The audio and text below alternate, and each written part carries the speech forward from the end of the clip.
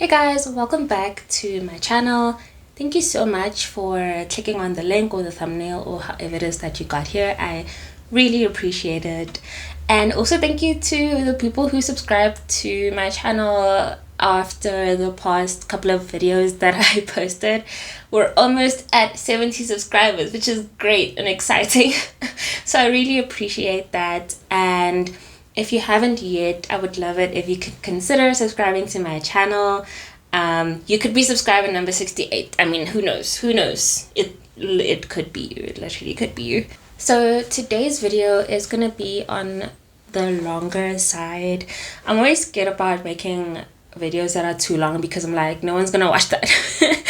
No one's gonna watch that. But we're talking about a book today, so it is gonna be long. It is what it is. But I thought I would do like a book review kind of video or like a book club kind of video, and hopefully maybe it could turn into a series, because sometimes you read books and you're like, who am I going to talk to about it? So I might as well. The book that I'm going to be talking about today is called Taming Your Gremlin by Carson. A few months ago, a friend of mine and I went to a charity shop and they had random stuff in there, and they also had a bookstore section, and it kind of caught my eye. I bought 2 books there. The other one that I bought is called Cat Astrology because I wanted to find out what star sign my cat is, and apparently he's a Virgo, whatever that means. But I got this one as well for like 10 Rand. And I thought it was cool. It took me a few months to get through it, only because it's a self-help book and it needs you to be in the space to want to read it and so forth. But yeah, that's what I'm gonna be talking about today. I'll also be reading from my notes, so if you see me looking away or looking down, that's what I'm doing, because I do have notes. So a bit about the author first. Rick Carson, he is an author. Obviously he's a counselor. He's also a coach for like professionals and businesses and organizations and things like that. And he is the founder of the Gremlin Taming Institute in the USA in Dallas, Texas, if I'm not mistaken. And I believe that this is his most popular work. He does have other books as well, and from what I could see, people love his work. This is the only one I've read. I had never heard of him before this book, but I think it's the most popular book as well because he also bases his business around it, the Gremlin Taming Institute and the Gremlin Taming method. And then also just a bit about what Gremlin Taming is before we get into the book. My first thought was that he speaks about a gremlin, but we've heard it all before in different words and different descriptions, you know, like the dark voices in your head, you know, that kind of thing, the thing that holds you back from doing the thing that you really want to do or being the person that you really are. So whatever it is that whenever you try to do something or you try to be your authentic self, you hear something that tells you you can't do it or you're not able to, or any other thing like that. That's essentially what the gremlin would be in this case. And so it's not a novel concept. But here we're going to refer to it as a gremlin. So in the introduction, he speaks about how we're not our bodies, we're not our personalities. You know, personalities are just like behaviors that we build up as we grow up, you know, from things that we experience, our beliefs, our upbringing, our environments and things like that. That's what builds up our personalities. So we're not our bodies, we're not our personalities, we're also not our beliefs, and we are also not our thoughts. So if we're not all those things, then what are we? Like, who are you if you're not all of these things? And that is the question that he poses, and his answer to that, firstly, he calls it the natural you. So your authentic self, your person on the inside, who you would be if you weren't shaped by all of these other things that are in your environment. He calls it the natural you. And your gremlin, according to him in the book, doesn't want you to see your natural you or to experience your natural you. And the main point of the book is for you to be able to get past your gremlin, the roadblocks that your gremlin will put in front of you in order to get to the natural you, past your beliefs, past your experiences, past all of that shame how you react to things, for you to be able to decide as yourself, how do I react to things? So the first step of simply noticing is the most important, and it takes up a majority of the book. And he talks about just simply being aware, simply noticing your gremlin when they speak on the spot. You don't have to do anything else. You don't have to stress about doing anything else, but just noticing. So whenever you are in a situation and you hear your gremlin telling you to react a certain way, or you react a certain way based off of your beliefs, based off of your concepts, we'll go into that a bit later, but to just simply notice that, oh, I'm doing this because of this, or I'm reacting this certain way because of this, or my gremlin is telling me to do this or to react a certain way. Just simply noticing. The more you are able to do it, the more you practice doing it rather, the more you'll be able to understand when it is happening, and the more you'll be able to do step 2 and step 3 a lot easier. The more you practice simply noticing your gremlin as well, the more you'll be able to understand the tactics that he or she or it uses against you, the things it says to you, the things it makes you do, the way it makes you react to things, the thoughts it makes you think, the habits it forms in you. And so early on, he did pose an activity to also think about, to notice your gremlin and describe your gremlin. Who is your gremlin? Does it have a name? What does it look like? And so forth.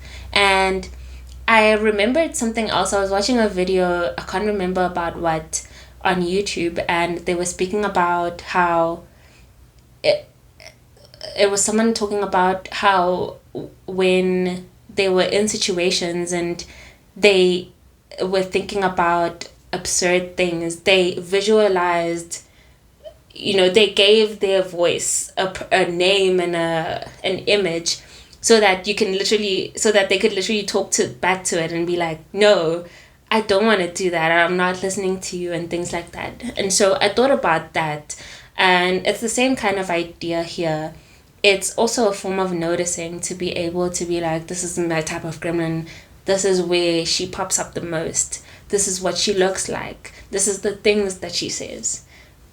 Just noticing all of those things. Whenever you're in situations, just noticing what you hear, what your gremlin says, what type of emotion they instill in you, whether it be fear, anger, pleasure, etc. He also states that there's a difference between simply noticing and then noticing and worrying about it. So what simply noticing is just being aware and paying attention. That's it.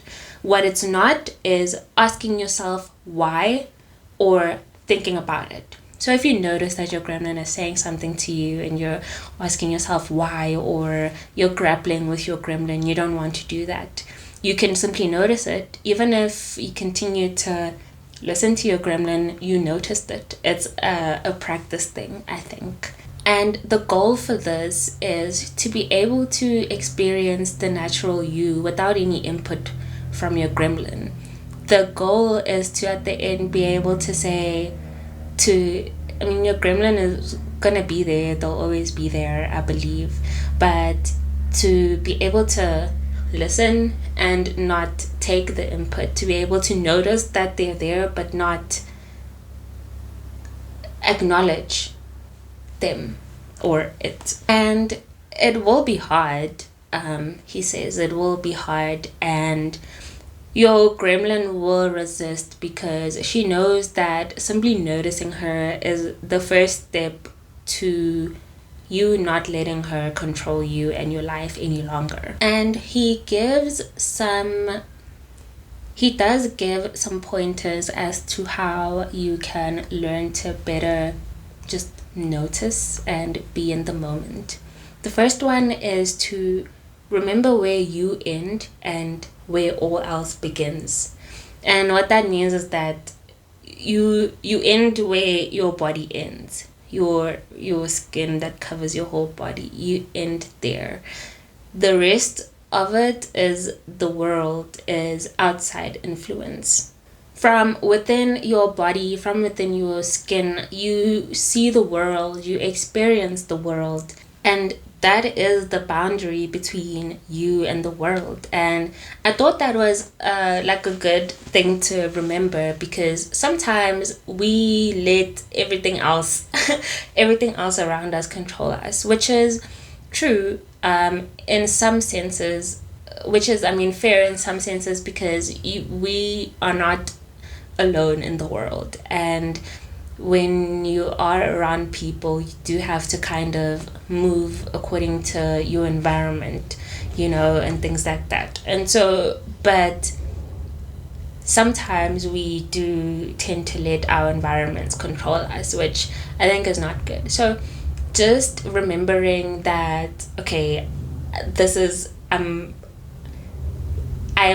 me, like the boundary between me and the world ends from inside me. And so I can experience the world and I can experience my environment, but I don't have to let it affect me. Another pointer that he gives is to breathe. One day you'll stop breathing, he says. Until then, take the time to take in as much fresh air as you can. Full and clear breathing is important, and when your breathing is relaxed and clear, you will be more aware of yourself and your surroundings, which is 100% true. Breathing is such a passive thing that we do that sometimes we don't really think about how we are breathing.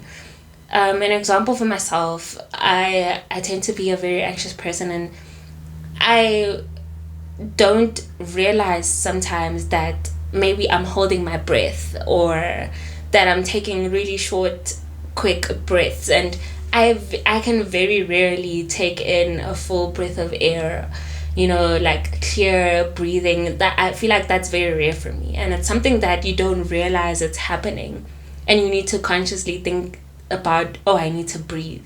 I need to take in a full breath of fresh air and release it. It needs to be clear, Sometimes we don't really realize that's happening, and that's something else to notice, because what is it that is making me take these short, quick breaths? Why is it that it's not in my nature to take a full, clear breath? Another thing that he says is that feeling good is primarily an inside job. And I'm gonna quote him here. He says, "Are you really willing to sample contentment and satisfaction only on those rare occasions when the props and players in your life form themselves into the configurations that please you?" That was a mouthful, but essentially what that means is that, are you really willing to allow everything else around you to control whether you feel good on the inside, whether you are happy, or whether you feel joy? It makes sense, he says, to put an effort into mastering your ability to make yourself feel good as an inside job, and not rely on the rest of what is happening around you. So at this point, there was an activity that he asked, or that he gave in the book, to kind of conceptualize what your gremlin looked like. And immediately I knew what my gremlin looked like. I even gave her a name. So her name is Princess Pandemonium. because she's a princess. She looks good. She is cute and everything. She's all dressed in pink and all of that. She's a princess, and she's likable. She's very nice. She's sweet. But if things don't go her way, it becomes chaos, and she will throw a Regina George type tantrum, and she will say some mean things. That's exactly who she is. Some of the things, everything is black and white. I need to be perfect in everything that I do. Anything other than perfection is a failure. Everything should go according to plan. So that was essentially the essence of just simply noticing. He also gives other examples of things you should notice, and one of them is noticing your habits. There are two general categories of habits, which is your habits for responding to emotions and your habits for responding to people and circumstances. So being able to notice how habitual you are in the things that we do. We all are. We are creatures of habit. I think it's a natural thing, rather. But where do those habits come from? And are they good habits or not? Did you form those habits? Do you make the choice to do those things? Or is it just a habitual response from your gremlin or other experiences that have shaped your life? So again, we're at a point of just simply noticing. Notice how you respond to emotions. So anger, joy, sadness, things like that. What are your habits to responding to those types of emotions? Fear. What are your habits to responding to fear? And then your habits for responding to people as well. For example, authority figures, or new people that you meet, people you're in a relationship with, people in your family, people of the opposite sex. How do you respond to people and in different circumstances with those people? It's important to notice that. And the goal here is to be able to operate out of choice and not habit. I don't know exactly is it etymology or where the word habit comes from, but when I hear habit, it's something that you kind of do as second nature. It's something that you don't even think about. It's a habit, it's part of you, it's second nature. So when you are acting out of a habit, you're not acting out of choice most of the time. Maybe you chose to do the thing like a long time ago once, but now it's a thing that you continue to do. And so the key is to be able to, in all of those circumstances, still be able to make a choice about, do I want to do this? Do I want to not? Do I want to react this way? Do I not want to react this way? And that's the goal of noticing your habits. He goes on to say that by acting out of habit, you will replay the same life dramas over and over again, which is definitely not a lie. Another thing that he asks us to notice is our concepts, to notice your concepts. You are not a concept, he says. He says that true satisfaction and contentment have more to do with actualizing yourself than with actualizing your concept of who you are supposed to be. We all have that thing. We all have that who you are supposed to be, whether it comes from our parents, from ourselves, from when we were younger and things like that. And it's an act, because essentially we are trying to become the thing that we are supposed to be. But when you're trying to become the thing that you're supposed to be, where do you get time to be yourself? Do you even know who yourself is at that point in time? Because you're just acting in a way that will help you become the thing that you are supposed to be. So noticing that and noticing the concepts that you have or that you are putting or that have been placed upon you can help you then also act out of choice instead of acting out of obligation for the thing that we're trying to be. So he says your gremlin will use this to delude you into thinking that you are or you should be your act in order to reach this concept of what we think we're supposed to be. And that's how when we perform poorly or we're unable to reach this conceptualization that we've made for ourselves, then you feel empty, then you feel lost, and you feel disappointed because I couldn't reach the thing that I was supposed to be.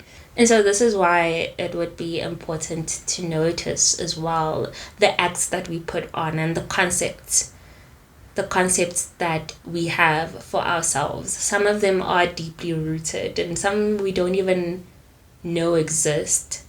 But once you start to simply notice them, it'll get easier and easier to understand that they are there. Not that it's a good or a bad thing, you're just noticing that they are there. And so on the point of simply noticing, he says to just simply notice her.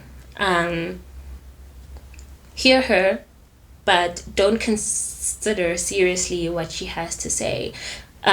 He speaks about grappling with your gremlin, and he says that to grapple with your gremlin is to lose to your gremlin, because they want you to pay attention to what they're saying. And if you're paying attention to what they're saying, that, you know, they say some mean things to us. So he speaks about two states of being, reality and duality. And he says that at the point where you begin to grapple with your gremlin, that's when you are in duality. And that's where they want you to be. You need to be in a state of reality. And in that state of reality, he says that your energy flows freely within you and is available for you to use. I think that's the key word. It's available. Your energy is available for you to use to make wise choices for yourself. He says that you can perceive, you can love, you can problem solve, create, and fight close to your full potential, as opposed to your energy being tied up in an internal conflict and you having little energy left over to experience and enjoy your body, life, and the world around you. And so he says that grappling with your gremlin would then leave you in a state of duality where now you're stuck in there instead of being in a state of reality and being able to make choices and problem solve according to what you see right in front of you instead of fighting with what's inside. So that was step one, simply noticing your gremlin, noticing the habits that you formed as a result, the concepts that you have as a result, and your reactions you have as a result to that. Just simply noticing, not grappling with your gremlin, not fighting, just noticing. And he did repeat that for quite some time throughout the book, to practice just noticing. And then we move on to step 2, which is choosing and playing with options, with the emphasis on playing with options, having fun. Because change is scary and facing your habits can be daunting and unpredictable. He gives a few options of what you can do in this scenario after you're in a situation and you've simply noticed your gremlin and now you're at a point where you need to choose and play with options.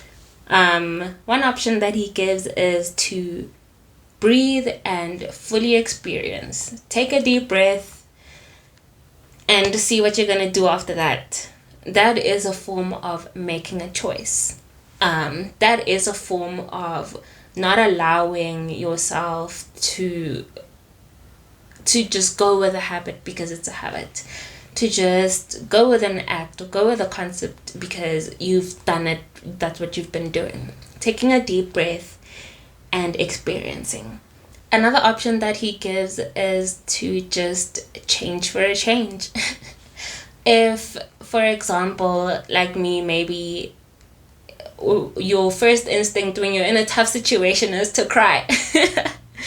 And to just be like, oh, maybe I won't cry, maybe I'll laugh, maybe I'll just smile, or maybe I'll walk away. Just change for a change. You don't know what could happen, because your habit, or what you've been doing all this time, has been what you've been doing all this time. And so change will be difficult, but to just choose to just change because you can and because you want to, that's another option that he gives. Another option that he gives is accenting the obvious, which means shining a bright light on your fears, your outdated ideas, your habits, which can help you better detect the absurdity in them. For example, if this is an extreme example, and there's reasons why people are afraid of the dark, and for example, but accenting like, oh, I'm afraid of the dark because I'm afraid that there's monsters under my bed, accenting that and trying to see the absurdity in some of the fears that we have, and some of the restrictions that we placed on ourselves, saying it out loud and being like, what? So he said, to the point of absurdity, have fun. Imagine that monster under your bed. It's a huge monster, it's blue, and it has orange polka dots on it and things like that. It growls, accent it until you're able to see the absurdity in them. He says, as you accentuate your gremlin's chatter, you will become quite aware of the absurdity inherent in choosing to spend precious moments of your limited time listening to him. I'll say that again. As you accentuate your gremlin's chatter, you will become quite aware of the absurdity inherent in choosing to spend precious moments of your limited life listening to them.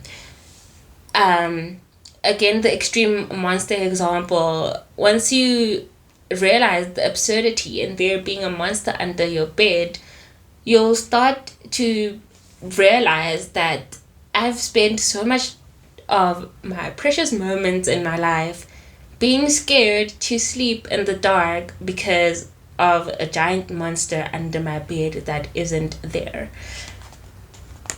I think that's what he's saying there, but that's just my opinion. Another option that he gives is to revisit and redecide.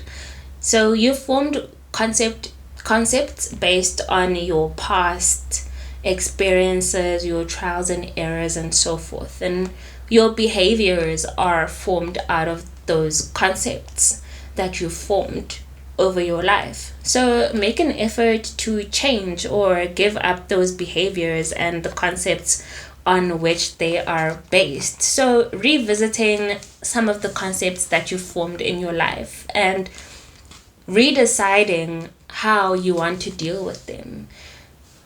In our childhood, for example, we all go through so much different things that shape how we are as adults. Some of them are good and some of them maybe not.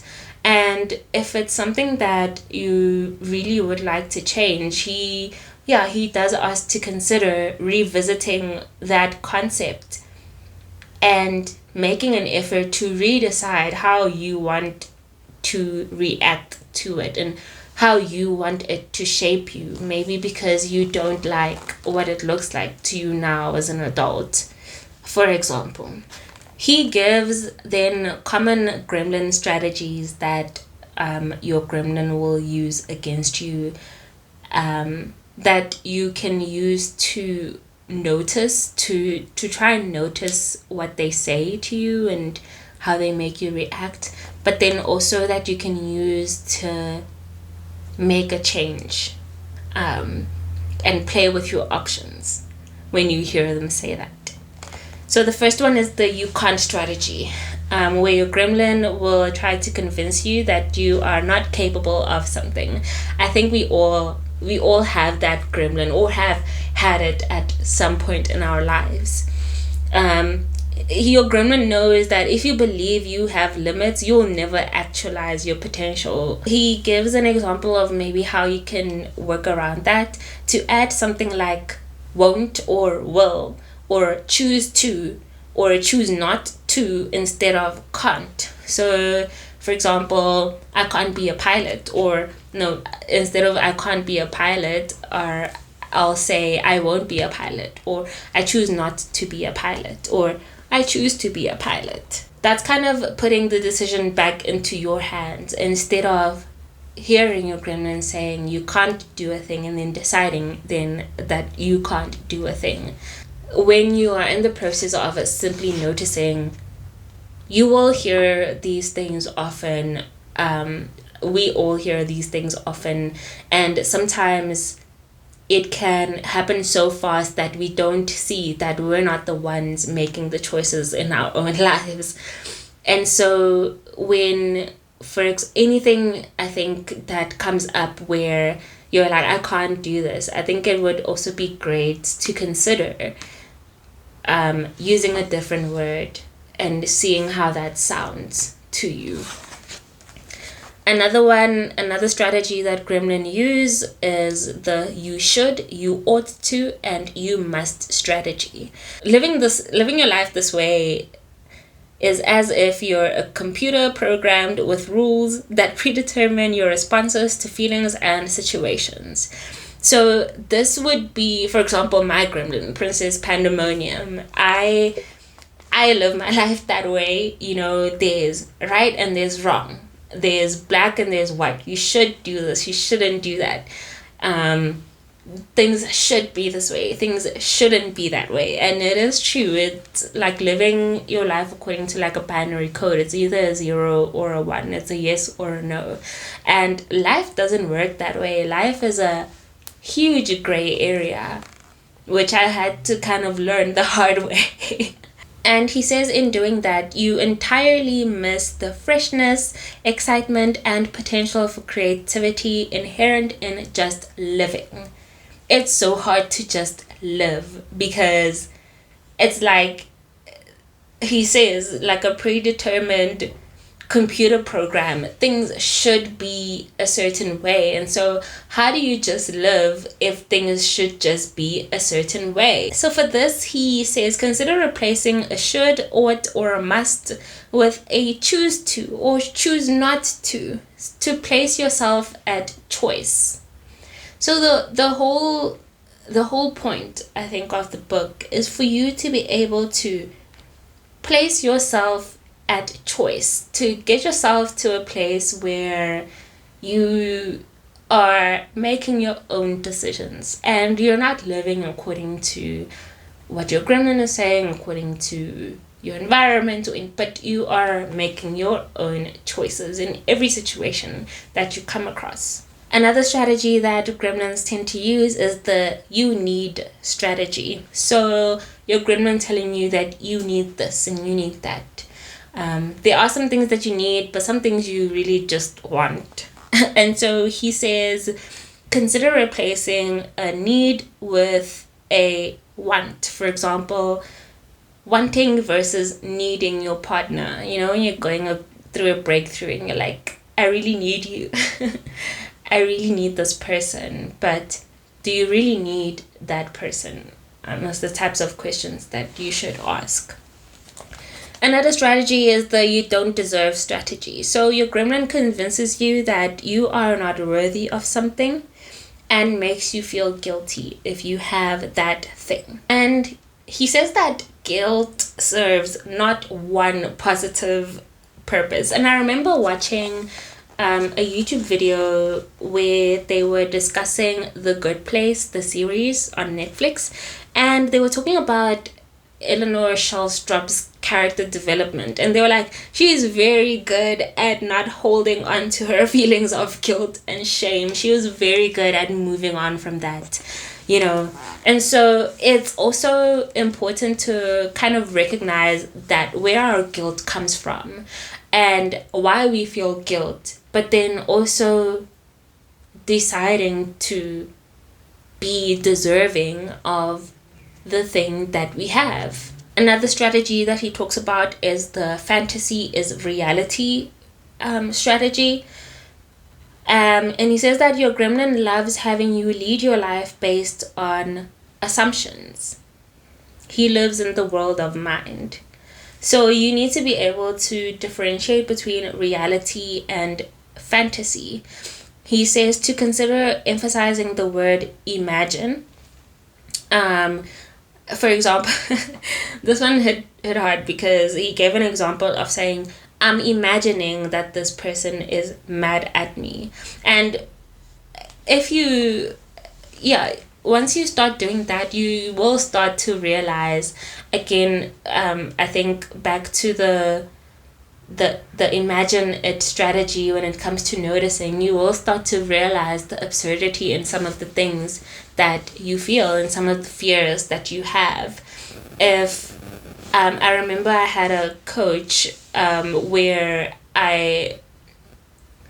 you always wonder if someone's upset at you or things like that, and I would tell her that, and she would say, is this real, or do you think it's real? Do you think that this person is upset at you? Did they tell you that they're upset at you, or do you think that they're upset at you? And we tend to drive these things so hard into ourselves to be like, this is the truth, this person is upset with me, but we don't know. And saying what it actually is, that I'm imagining that this person is upset at me, also just brings out how not real it is. Another strategy that gremlins tend to use is the tensing in anticipation of pain helps strategy. And with this one, he says that your gremlin wants you to believe that tensing against emotional pain before it occurs will minimize discomfort.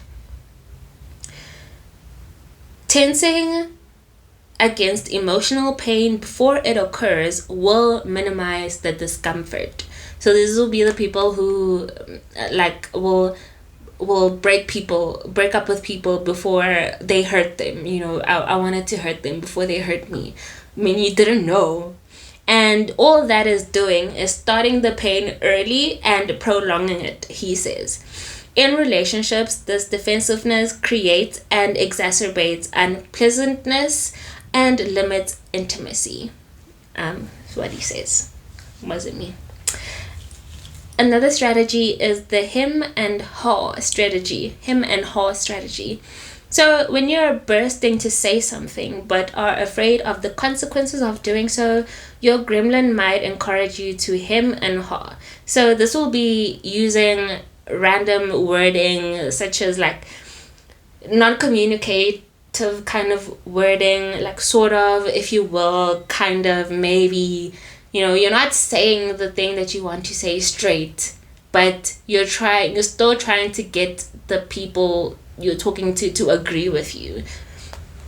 So become aware of your thoughts and emotions and describe them clearly and concisely, which is, I think, something that's hard for a lot of us to do, to just describe our feelings clearly and concisely. I mean, for a lot of different reasons. Maybe we don't want to hurt the person, or you're scared of how they'll react and things like that. But that is your gremlin talking, because you don't know how the person will react. You don't know if they will be hurt. So he says a simple sentence is far more powerful than an elaborate analogy or explanation when it comes to making yourself understood and putting your gremlin in its place. So some examples of how this will manifest is like smiling when you're angry or sad, using can't when you mean won't, leading your life in accordance with rules and regulations and without taking into account your natural desires and the current moment and situation, avoiding eye contact and never saying no. Those are some of the ways that the strategy can manifest. Another strategy is the my fear is scaring me to death strategy. And in this one, your gremlin will convince you that you are about to die. So the overly anxious people.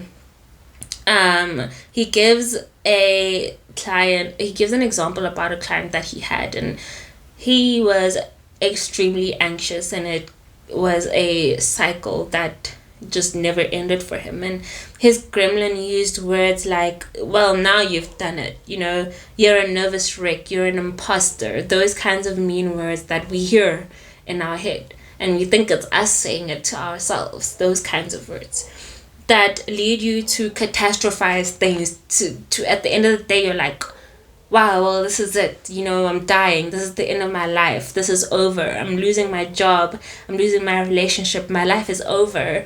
That kind of catastrophizing is another gremlin strategy. And then the last one that he gives, they have to change in order for me to feel better strategy.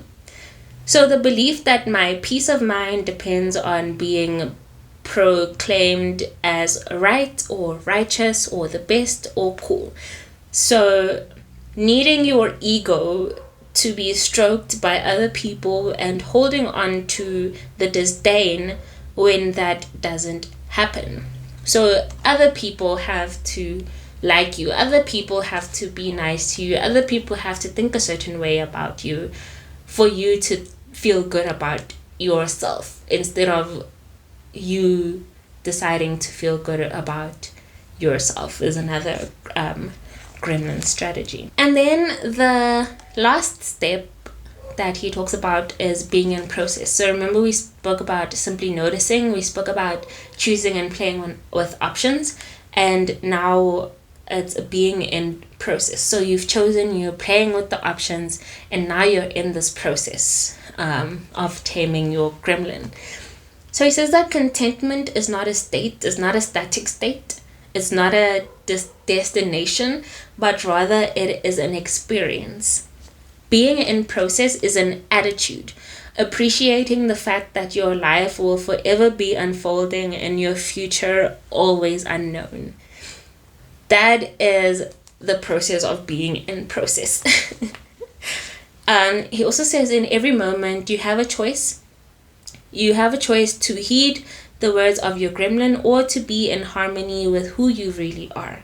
And that is in every moment, every single moment of our whole life. We are in choice. Or that's how we should be, rather, to be able to get to a place where you at any point in time, like I said, are making your own choices. You are in choice. You are in the process. Instead of just leading your life according to a rule set, according to a habit, according to a concept that you formed, that you don't even know that you still want to live with today, unless that is your own choice that you're making. But to get to a point where we are making our own choices at every single moment in our life. And then he ends off about talking about the essence of it all. He talked about our true selves as the natural you, and he also calls it true love. So as you play around with taming your gremlin, it will become easier to experience and enjoy the natural you. With your gremlin out of the way, the natural you will guide you towards experiences that stimulate the love and away from those that don't. And he says, above all, enjoy your life. So that was the book. I really enjoyed the book. I am not much of a self-help book reader. I sometimes think self-help books are a bit out there, and sometimes I feel like they're all saying the same things, or they're regurgitating the same ideas. And this also has basically the same ideas that we see in a lot of self-help books, but I think the way that he put it here was in such a way that I was like, wow, I want to do that in my life. I want to do that. And so right now I kind of am in the process of trying to simply notice my gremlin. Princess Pandemonium, I even gave her a name. And to try to get to a point where I can be in choice. Because I can think of a lot of examples in my life where I'm simply acting out of habit. I'm acting out of fear, out of anger, and those kinds of things. And there's a lot of times where I was like, I was not making my own choices, or I am not making my own choices. I don't even know if the person I am now is out of a choice that I made. And so I really enjoyed this book. And then I just wanted to close off with some thoughts that I have. Like I said, firstly, of all the self-help books that I read, which isn't many, this was one of the most practical and realistic ones that I've ever read, I think, which was really good. And it is actually something that I would or will incorporate in my life as well. One thing about it is that it was very repetitive. It was so repetitive. He kept saying the same things over and over again. Although I understand why, it was a matter of teaching you to practice the act of noticing. Like I said, it was the majority of the book. He was teaching you to practice the act of noticing.